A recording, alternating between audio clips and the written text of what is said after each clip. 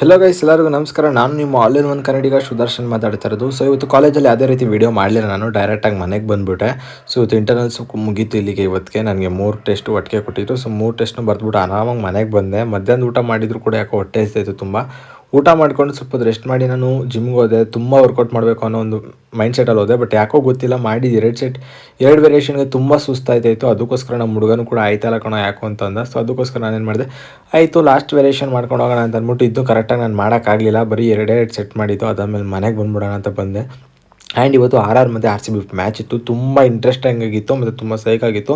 ಕೊನೆಯವರೆಗೂ ನಮ್ಮ RCB ಗೆಲ್ತಾರೆ ಅಂತ ಅನ್ನೋ ಒಂದು ಕಾನ್ಫಿಡೆನ್ಸ್ ಕೂಡ ನಮಗೆ ಕೊನೆ ಗಂಟೆ ಇತ್ತು. ಬಟ್ ಆದರೆ ಏನು ಮಾಡೋದು, ನಮ್ಮ ಕಡೆ ಇವತ್ತು ಅದೃಷ್ಟ ಇರಲಿಲ್ಲ ಅನಿಸುತ್ತೆ. ಅದಕ್ಕೋಸ್ಕರ ಇವತ್ತು ನಾವು ಸೋತೋದು. ಬಟ್ ಆದರೆ ನಾವು ನೆಕ್ಸ್ಟ್ ಇಯರ್ ಅಂತೂ ಪಕ್ಕಾ ಗೆಲ್ತೀವಿ ಅನ್ನೋ ಹೋಪ್ಸ್ ಮೇಲೆ ಮತ್ತೆ ಬರ್ತೀವಿ. ಈ ಸಲ ಕಪ್ ನಮ್ಮದೇ ಅಂತ ಮತ್ತೆ ಬರ್ತೀವಿ.